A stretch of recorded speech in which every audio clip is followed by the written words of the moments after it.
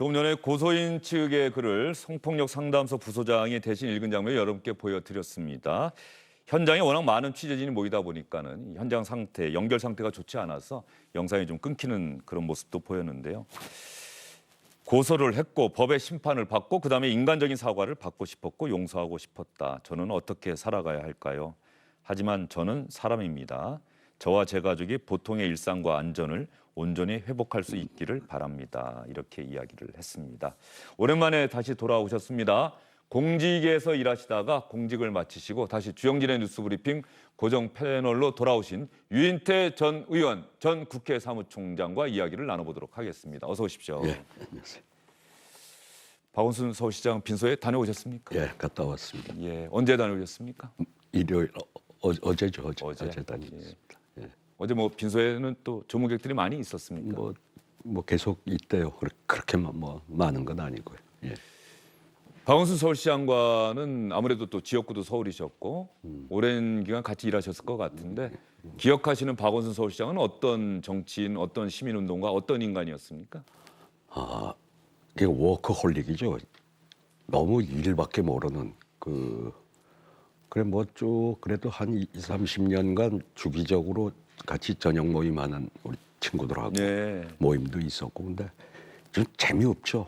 사람이 너무 그냥 어떻게 보면 일밖에 모르는 뭐 근데 그러면서도 그 참여연대를 만들었다가 자리가 잡히니까 또 자기는 아름다운 가게, 아름다운 재단 기부 예. 운동에 참여를 하다가 그 다음에 또 희망 제작소를 만들어 우리의 어떤 그 삶을 조금이라도 어떻게 더 개선할까. 그러니까 하여튼 뭐 이 아이디어가 많고 굉장히 창의적인 친구였죠. 예.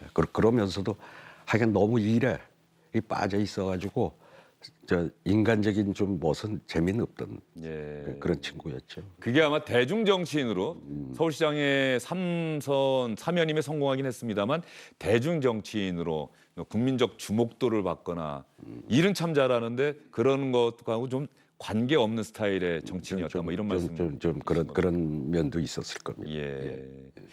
그런데 그런 고인이 일만 하고 창의적이고 그게 되겠어 하는 주변 사람들의 반대를 나중에 결국은 실적으로 보여주고 이랬던 박원순 서울시장의 마지막 가는 길에 이 성추행 의혹이라고 하는 또 실제로 고소하는 사건이 있었고요. 조금 전에 고소인이 변호인단 통해서 기자회견까지 했습니다. 이 얘기 들으시고 아마 많은 분들이 놀라셨을 텐데 유인태 사무총장은 어떠셨어요? 그렇죠. 그날 그 전날 뭐 저녁에 어디 술자리에 있었습니다만 실종됐다고 하는데 이제 실종이 아니라 저건 뭐 죽으러 갔구나 하는 그 예상을 했었죠. 예. 한편으로 좀 원망스럽기도 하고 또 참 인간적으로 꽤 외로웠던 게 아닌가 하는 뭐 여러 가지 하여튼 착잡하고 안타까운 뭐 그런 마음이죠. 박원순 서울시장을 향해서 예. 인간적으로 안타깝고 착잡하고 예.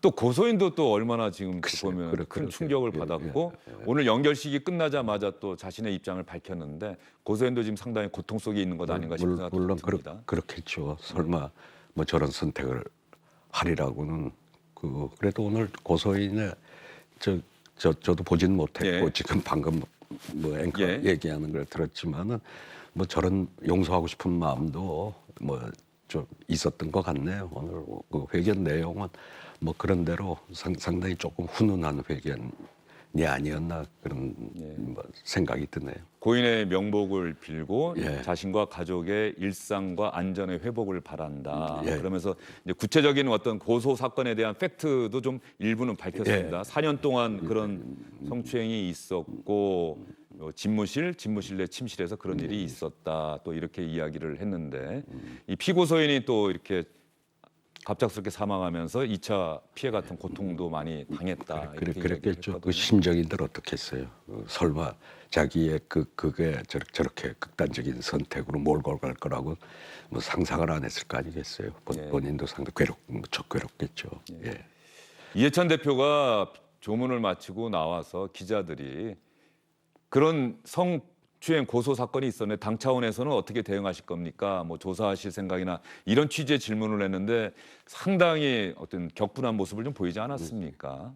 예의가 없다. 지금 여기는 애통이하고 추모하는 자리인데 그런데 결국 수석 대변인이 그 해당 매체에 또 사과하는 일도 있었다고 하는데요. 그건 어떻게 평가하세요?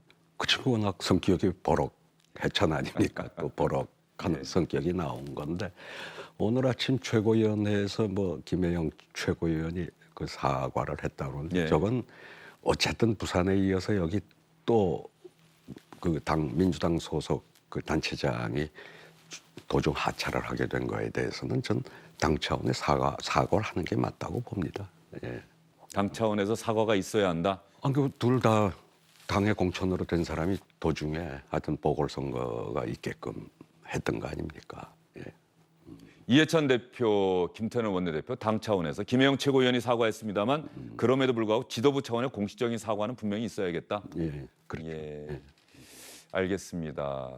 이런 일이 왜 민주당에서 안희정 전 충남지사, 오거돈 전 부산시장, 또 박원순 고 서울시장 이렇게 민주당 소속의 광역단체장들 사이에서 계속해서 일어나면서 또 여당을 지지했던 많은 분들이 좀 당혹해하고 또 뭐 분노도 하고 그러실 것 같은데 어떠세요? 김혜영 최고위원은 다시는 이런 일이 없도록 당 차원에서 어떤 대책을 마련해야 된다는 이야기까지 했거든요. 그게 뭐 대책 마련한다고 대책이 되겠습니까?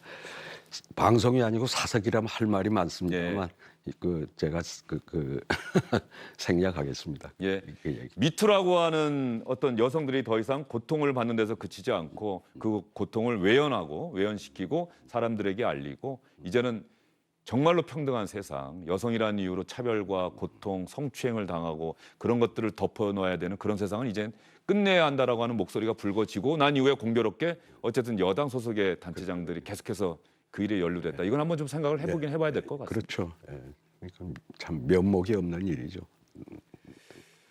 자, 통합당에서는 조문을 하진 않았어요. 안철수 국민의당 대표도 조문하지 않았습니다. 정의당 심상정 대표, 정의당 의원들은 저는 조문하지 않겠습니다. 고소인과 같은 편이라는 걸 보여주고 싶습니다. 그런데 심상정 대표는 또 조문했습니다.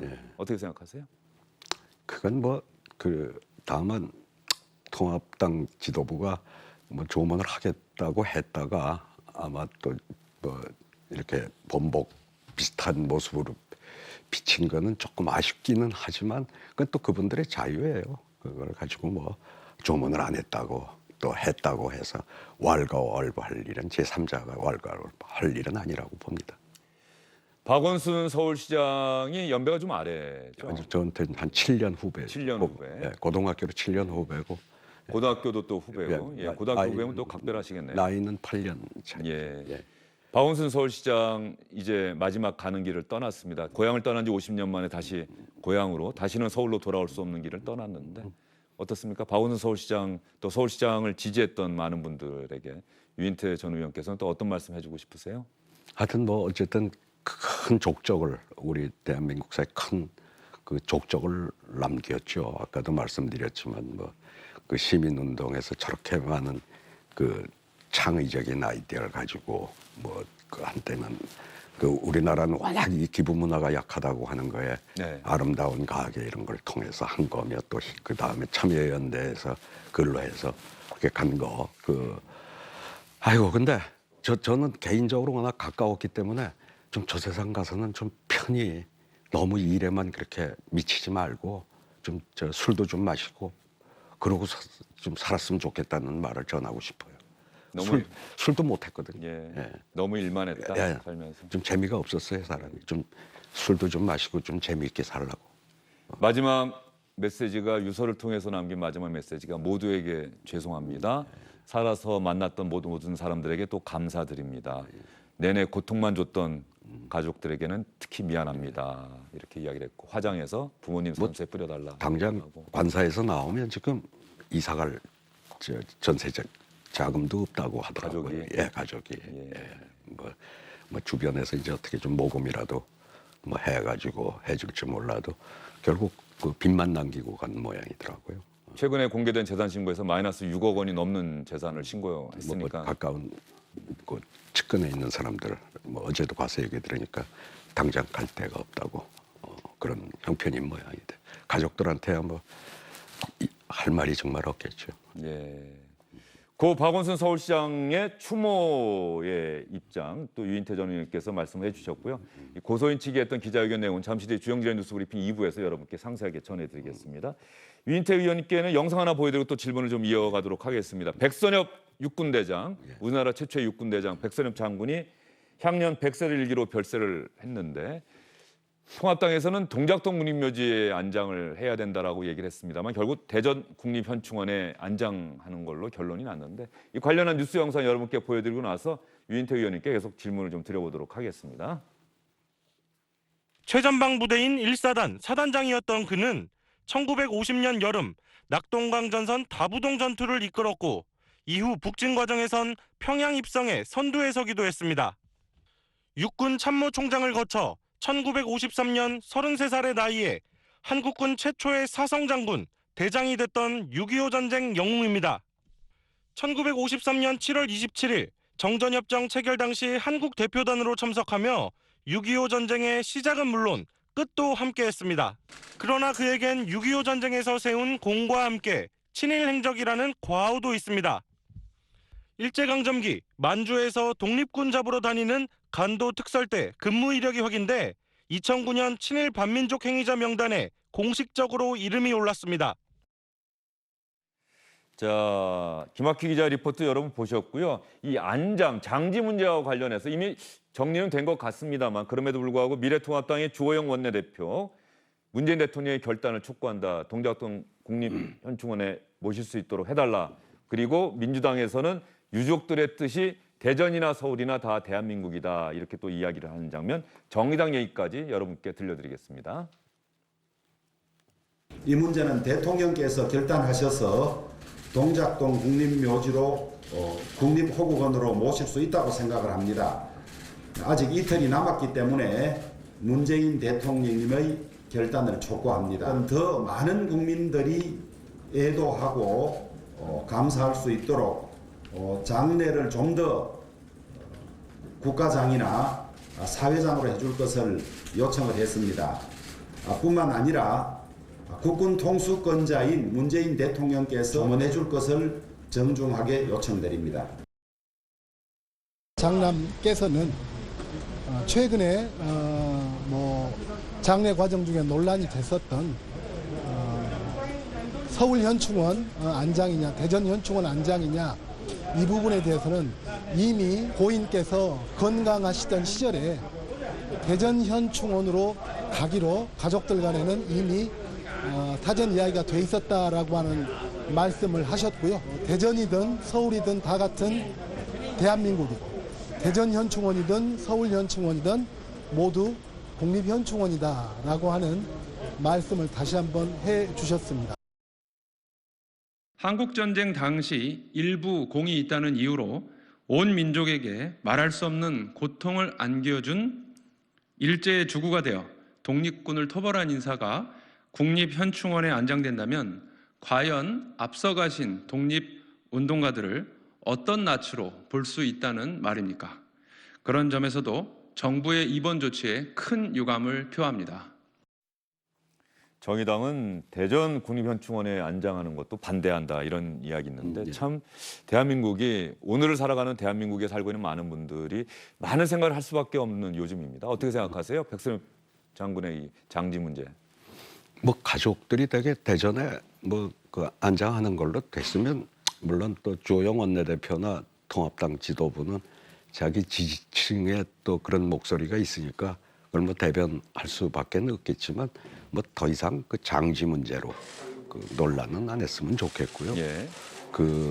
두 가지 다 거의 6.25 전쟁의 영웅이라는 것과 또 친일 이력이 있다는 게 간도 특설대에서 독립군 토벌했다는 둘 다 그 역사적 사실인 만큼 어제 그럼에도 불구하고 총리야 청와대 실장들 또 여당 대표 이렇게 조문 간 건 잘했다고 보고요. 예. 또 많은 국민들이 그분을 애도하고 있을 때 어쨌든 정치인은 국민 통합을 위한 길이라고 그러면 물론 그 간 거에 대해서 또 일부 아까 얘기한 그 항일 그 운동단체 예.